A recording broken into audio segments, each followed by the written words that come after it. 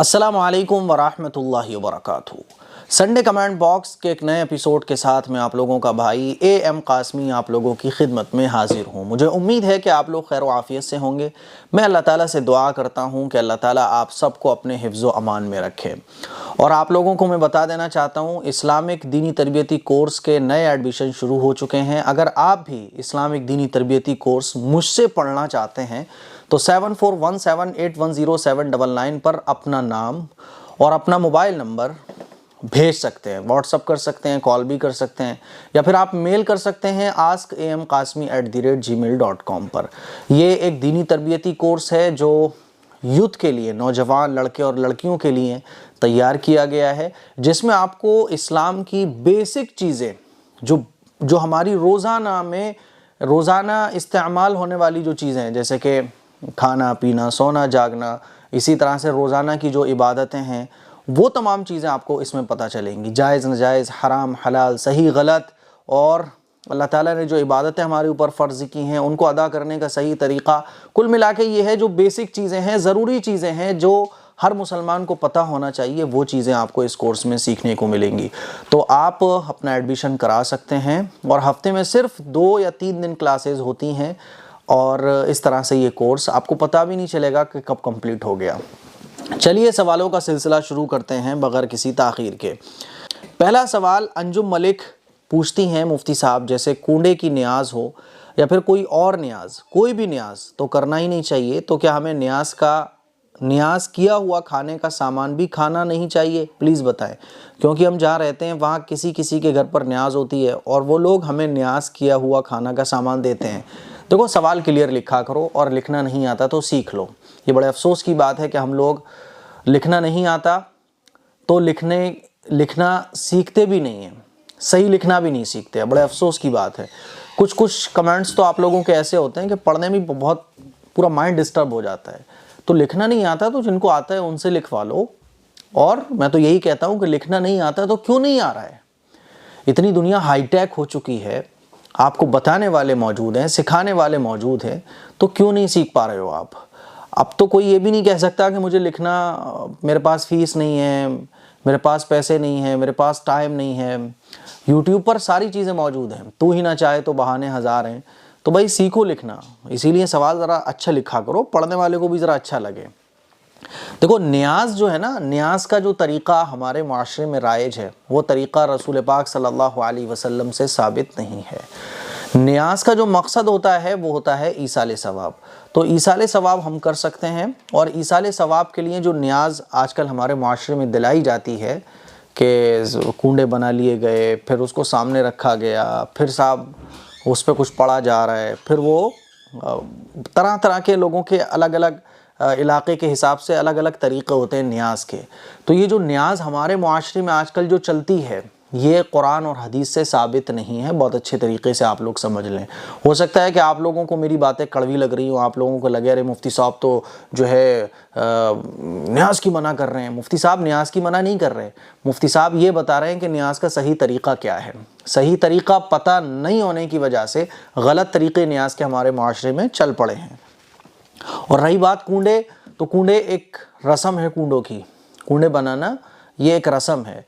न्याज अगर आप करना चाहते हैं, जैसे कि कूंडे जो लोग बनाते हैं तो वो इमाम जाफ़र सादिक रहमतुल्लाह अलैह के नाम पर बनाते हैं ना, उनको ईसाले सवाब के लिए कूंडे बनाए जाते हैं। तो इमाम जाफ़र सादिक रहमतुल्लाह अलैह की इस महीने में, जिस महीने में कूंडे बनाए जाते हैं, ना तो उनकी पैदाइश हुई है ना उनकी वफ़ात हुई है।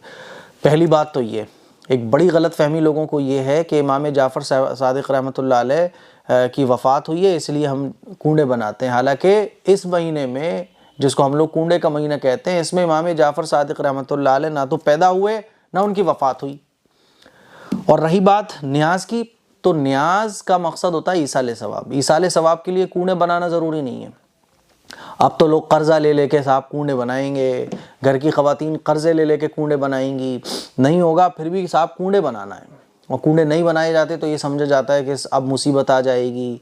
और कूंडे बना के लोग नमाज़ें छोड़ रहे होते हैं और कूंडे बना रही होती हैं ख़वातीन। तो ये जितनी भी चीज़ें हैं वो गलत सलत चल पड़ी हैं। सही तरीक़ा है ईसाले सवाब, और ईसाले सवाब के लिए आप खाना खिला के ईसाले सवाब कर दो, आप नमाज़ पढ़ के ईसाले सवाब कर दो, कुरान पढ़ के ईसाले सवाब कर दो, किसी गरीब को कपड़े पहना के ईसाले सवाब कर दो। ये ज़रूरी थोड़ी है कि कूनों के ज़रिए ही ईसाले सवाब होगा।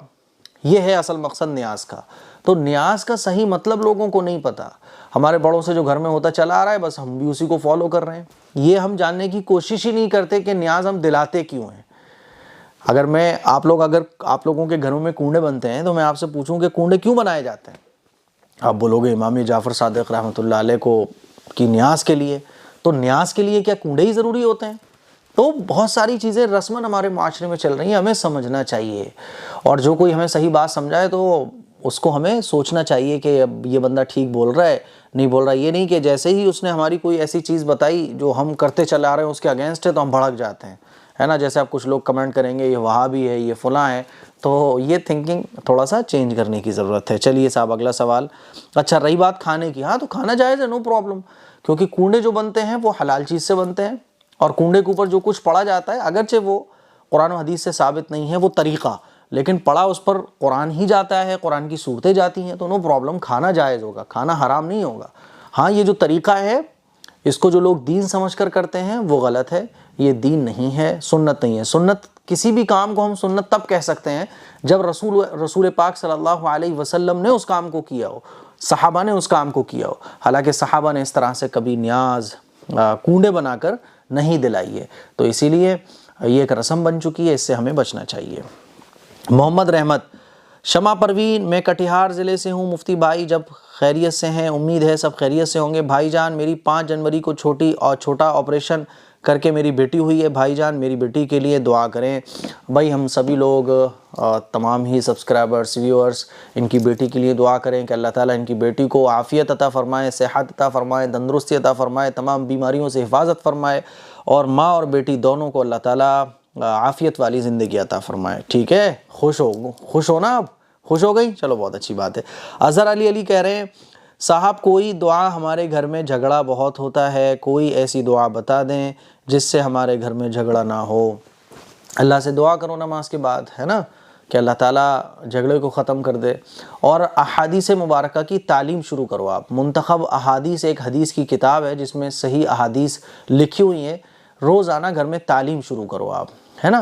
पूरी फैमिली को बिठाओ और घर के किसी बड़े को ज़िम्मेदार बनाओ कि आपको रोज़ाना तालीम करनी है। पापा को बनाओ, चाचा को बनाओ या ख़ुद बन जाओ कि चलो आज थोड़ा रोज़ाना हम लोग हदीस सुना करेंगे। और रोज़ाना 5 मिनट, 10 मिनट, 15 मिनट हदीस सुनने सुनाने के बनाओ, तो इंशाअल्लाह अल्लाह ताला खैर व बरकत और मोहब्बत घर में कायम कर देगा। यश मंसूरी कह रहे हैं मुफ्ती साहब, मैं आपके इस संडे कमेंट बॉक्स में नई आई हूँ, आपकी वीडियो देखती हूँ, मुझे बहुत कुछ सीखने को मिलता है। मेरा नाम रहनुमा है, अब प्लीज़ मेरे लिए दुआ कीजिएगा, मैं भी 5 वक्त की नमाज़न बन जाऊँ और अल्लाह की राह पे चलूँ। बिल्कुल दुआ करेंगे, तो इसमें सोचने की ज़रूरत नहीं है, बस नमाज़ पढ़ना शुरू कर दें। दिल चाहे ना चाहे नमाज़ पढ़िए, है ना। चाहे तब तो पढ़ ही लोगी आप, लेकिन ख़ास तौर पर जब दिल नहीं चाह रहा हो तब आपको बिल्कुल एहतमाम से पढ़ना है। बाज़ दफ़ा क्या होता है, दिल चाहता नहीं है, दिल नहीं चाह रहा होता है, हम दिल की मान लेते हैं, चलो कल से पढ़ लेंगे। दिल जब नहीं चाह रहा हो तब आपको और पढ़नी है। ये फीलिंग आएगी यार कल से पढ़ लेंगे, तो आपको बोलना है अपने दिल से कि बेटा आज तो अब हर हाल में पढ़ना है। ये फीलिंग आई क्योंकि कल से पढ़ना है, अब तो कुछ भी हो जाए, अब तो पढ़ना है, चाहे कुछ भी हो जाए। तो इस तरह से ये दिल जो कभी कभी नहीं चाहता ये कंट्रोल में आ जाएगा, वरना ये बढ़ता चला जाएगा और आप एक बार 1 टाइम की छोड़ोगी, दूसरे दिन 2 टाइम की, 1 हफ्ते के बाद 3 टाइम की छोड़ने लगोगी। इसीलिए नमाज आज से ही आप पढ़ना शुरू कर दें, बिल्कुल भी ना सोचें। इब्राहिम कह रहे हैं मुफ्ती साहब, उम्मीद करती हूँ आप खैरियत से होंगे, प्लीज़ मेरे सवाल का जवाब ज़रूर दें, बड़ी मेहरबानी होगी। हमें अजीब व गरीब बेचैनी, घबराहट होती है, ऐसा लगता है जान निकल जाएगी, इस हद तक बेचैनी होती है। देखें आप अपना बीपी चेक कराइएगा, क्योंकि जो आपने लिखा है कि घबराहट होती है, ऐसा लगता है जान निकल जाएगी, ऐसा बीपी लो या हाई में ही होता है। ठीक है, इसको आप कोई भूत ना समझो। बीपी लो होता होगा आपका या बीपी हाई होता होगा, बीपी लो हाई में ही इस तरह की फीलिंग्स आती है, घबराहट भी होती है। तो जब इस तरह का लगे आपको तो फ़ौरन अपना आप बीपी चेक कराइएगा। अल्हम्दुलिल्लाह नमाज भी पढ़ते हैं और दुआ भी पढ़ते हैं। आप लोग सोचते होंगे यार ये कैसे मुफ्ती साहब हैं, बीपी लो बता दिया इन्होंने तो बीपी हाई बता दिया। भाई जो हकीकत है वही बताऊंगा ना मैं। मैं ऐसा तो नहीं आपको बता दूं कि आप मेरे पास आइएगा, आपका चेकअप कराया जाएगा, आपके ऊपर लग रहा है कोई असर किसी ने कराया हुआ है, फिर आप मेरे पास आओ, मैं आपका उतारा करूं, उतारा करने के बाद बताऊं कि बहुत ख़तरनाक आपके ऊपर कराया हुआ है, तो आप बोलो मुफ्ती साहब क्या करना है, मैं बोलूं कि साहब वो लेके आओ, जायफल लेके आओ, फुला लेके आओ, धागे लेके आओ, और क्या कहते हैं उसे, केवड़ा लेके आओ, 400-500 रुपये का आपसे सामान मंगाऊं, फिर वो रख लूँ, 500 रुपये मैं ले लूँ, ये सारे कुटकरा मुझसे नहीं हो पाते भैया। जो हकीकत है वो मैंने आपको बता दिया। जैसे ही ऐसी फीलिंग आए तो डॉक्टर से अपना आप बीपी चेक करवाना। अच्छा, और दुआ भी पढ़ते हैं, प्लीज़ कोई दुआ बता दें। सूरह फातिहा 11 मरतबा पढ़ के पानी पर दम करके पी लिया करें। और सूरह बकरा एक बार में मुकम्मल ना हो तो 2-3 बार में पढ़ सकते हैं जी, बिल्कुल पढ़ सकते हैं। 2-3 बार में पढ़ लो, 10 बार में पढ़ लो, 5 बार में पढ़ लो, जैसे आपको सहूलत हो वैसे पढ़ लो। सूरह बकरा पढ़ना मत छोड़ो, ठीक है। आर हिस्ट्री इस्लाम, बैंक से होम लोन लेना कैसा है? वो भी एक ब्याज ही होता है, मगर वो तो एक संस्था होती है। देखो, बैंक से होम लोन लेना ये जायज़ नहीं है। लोन किसी भी तरह का है, लोन का मतलब होता है लोना, लोना है ना। शरई एतबार से तो जायज़ ही नहीं है, लेकिन दुनियावी एतबार से इसके नुकसानात बहुत हैं। जो लोग लोन ले चुके हैं उनसे आप पूछिए उनकी हालत कितनी ख़तरनाक हो गई है। तो लोन का मतलब ही होता है कि लोन आप, है ना, लेकिन लोग ले लेते हैं और जो ले चुके हैं उनकी हालत देखिएगा आप। अच्छा, अब क्या होता है कि जैसे मुंबई में, दिल्ली में, हम बड़े बड़े शहरों में जब रहते हैं तो वहाँ हम बग़ैर लोन लिए तो अपना मकान ले ही नहीं सकते। तो ऐसी सिचुएशन जिनमें जैसे बड़े बड़े शहरों में 2-2 करोड़ के फ्लैट आते हैं, 1-1 करोड़ का फ्लैट आते हैं। अब इतना अमाउंट एक नंबर का हम कहाँ से दिखा सकते हैं, है ना। तो एक बड़ा मुश्किल काम हो जाता है। तो फिर ऐसी सिचुएशन में जहाँ एक मजबूरी बन जाए, जैसे हमारे फिरोज़ाबाद में तो 10 लाख रुपए में मकान बन जाएगा, 5 लाख रुपए में भी मकान बन जाएगा। तो अगर ऐसे शहर में हमें जहाँ आसानी के साथ हम अफोर्ड कर सकते हैं, 2-3 साल में जोड़ सकते हैं, तो वहाँ तो फिर लोन नहीं लेना चाहिए। लेकिन मुंबई, दिल्ली, जहाँ 2-2 करोड़, 3-3 करोड़ के फ्लैट आते हैं, जहाँ एक ज़रूरी चीज़ हो जाती है लोन लेना, वरना आप एक नंबर में अपनी रकम कैसे शो करा सकते हैं, फिर टैक्स दुनिया भर के लग जाएंगे, तो उस सूरत में लोन लेने की गुंजाइश है, ठीक है। कुर्बान अंसारी कह रहे हैं हाफिज साहब मूंछ रखते हैं, मूंछ रख सकते हैं?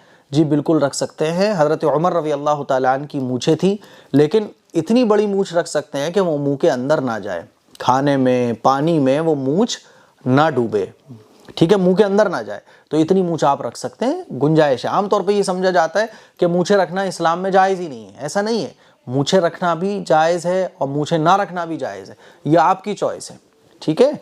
तो मूंछें रख सकते हैं, हाँ, इतना ख्याल रखें कि वो मुंह के अंदर नहीं जाना चाहिए। नंबर 2, टॉयलेट का दरवाज़ा खुला रख सकते हैं? जी बिल्कुल, टॉयलेट का दरवाज़ा खुला रखना जायज़ है, लेकिन उसको बंद रखना चाहिए, क्योंकि खुला रखोगे आप तो इससे थोड़ा सा ऑड लगता है और बहुत अजीब सा लगता है दरवाज़ा खुला हुआ हो। दरवाजे तो खुले हुए जो अच्छे लगते हैं, वो तो जैसे रूम का दरवाज़ा थोड़ा सा खुला है, जिस चीज़ों से जो चीज़ें हमारे घर को अच्छा बनाती हैं वो तो दरवाजे थोड़ा सा खुले रखो, लुक आता है। लेकिन टॉयलेट का दरवाज़ा खुला रखने में, बाथरूम का दरवाज़ा खुला रखने में कौन सा लुक आता है?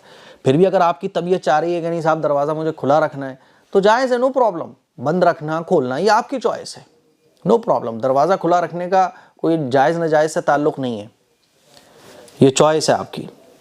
चलिए साहब, अरमान चौधरी कह रहे हैं मेरा सवाल ये है कि मगरिब के बाद तारीख़ चेंज हो जाती है, तो इस हिसाब से इशा की नमाज़ तारीख़ की पहली नमाज हुई? नहीं, मगरिब की नमाज जब होती है तो दिन चेंज हो जाता है। तो मगरिब की नमाज जो होती है तो वो तारीख़ चेंज होने पर होती है, ठीक है। वसीम खान कह रहे हैं मुफ्ती साहब मेरा एक सवाल है, मेरा सवाल है कि शादीशुदा औरतों को गले में मंगलसूत्र पहनती हैं, वो इस्लाम में जायज़ है क्या? मुस्लिम औरतें पहन सकती हैं? देखिए, मंगलसूत्र नहीं पहन सकती मुस्लिम ख़वातीन। जितने भी दूसरी धर्मों की चीज़ें हैं वो नहीं करना चाहिए, ठीक है। आप इस्लाम को फॉलो कीजिए, इस्लाम पर अमल कीजिए, मंगलसूत्र मत पहनो, कुछ और पहन लो ना, प्रॉब्लम क्या आ रही है? तो दूसरों की धार्मिक चीज़ें करना ये जायज़ नहीं है मुसलमान के लिए। साहिब आलम सैड कह रहे हैं क्या ये हदीस है कि जुमे के दिन अमामा बांधने वालों के लिए फ़रिश्ते दुआ करते हैं? अगर है तो हवाला देकर शुक्रिया का मौका दें। मैंने तो ऐसी कोई हदीस नहीं पढ़ी है। हाँ, अलबत्ता इतनी बात ज़रूर है कि अमामा बांधना ये मुस्तहब है। रसूल पाक सल्लल्लाहु अलैहि वसल्लम अमामा बांधा करते थे, तो ये हुजूर की सुन्नत है। लेकिन फ़रिश्ते दुआ करते हो ऐसा मैंने किसी हदीस में नहीं पढ़ा है।